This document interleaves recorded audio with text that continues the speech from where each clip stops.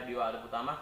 Di sini saya akan mengupas tentang pelajaran dari kimia, yaitu tugas dari Bu Heni, yaitu tentang sifat-sifat koloid. Yang pertama itu ada efek Tyndall, yang kedua ada gerak Brown, elektroforesis, ada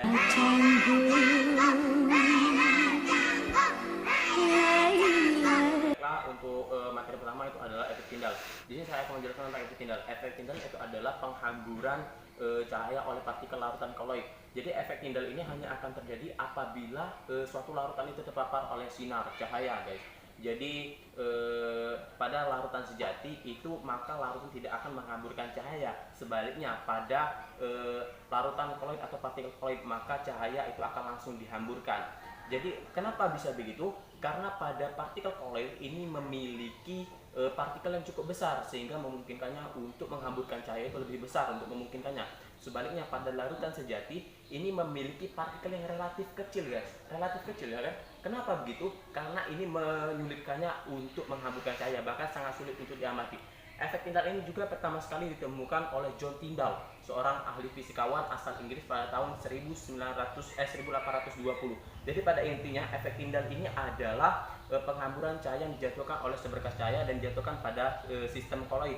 Jadi contoh dari efek Tyndall ini yang pertama ada sorot lampu mobil pada malam hari yang berkabut, dan yang kedua ada langit yang berwarna biru di saat siang hari dan berwarna merah atau jingga pada sore. Teman-teman, untuk yang kedua itu adalah gerak Brown. Jadi gerak Brown ini adalah gerakan terus menerus, ya kan? Gerakan terus menerus dari partikel yang mempunyai zat cair ataupun gas, ya kan? Jadi artinya partikel-partikel ini tidak pernah dalam keadaan stasioner ataupun sepenuhnya dalam keadaan diam. Ini disebabkan oleh bertumbukannya antara partikel tidak seimbang, seperti contoh antara partikel-partikel koloid dan medium pendispersi ini bertumbukan sehingga menyebabkannya tidak seimbang, guys.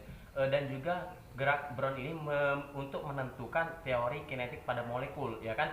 Ketika gerak Brown ini terjadi, itu merupakan antara tumbukan dari satu dengan partikel lainnya itu bertumbukan sehingga menyebabkan tidak seimbang dan terjadilah gerak Brown.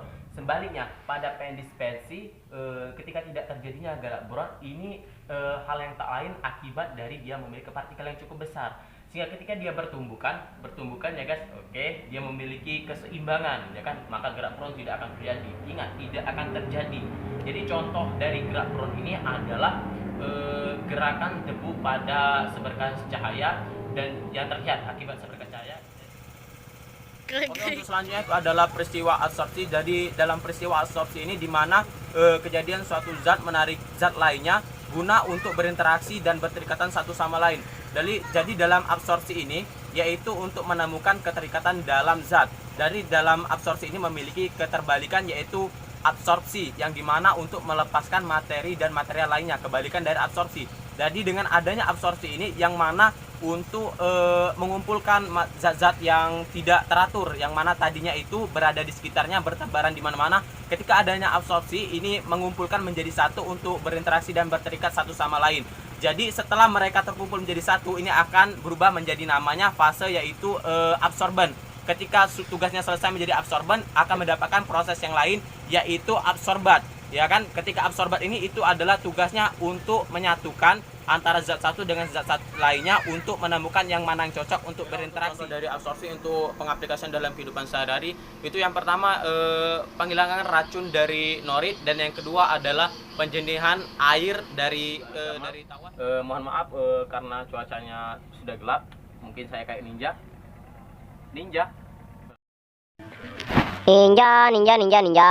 Untuk selanjutnya itu adalah peristiwa elektroforesis. Apa itu elektroforesis?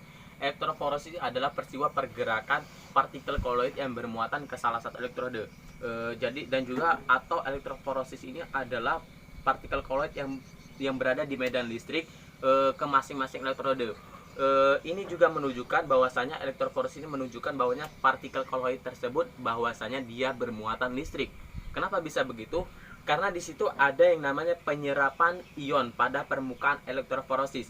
Jadi elektroforesis ini memiliki dua jenis ya. Yang pertama itu ada elektroforesis kertas, dan yang kedua elektroforesis gel. Jadi untuk contoh dari elektroforesis itu sendiri adalah yang pertama mengidentifikasi DNA, dan yang kedua untuk mendeteksi kelainan.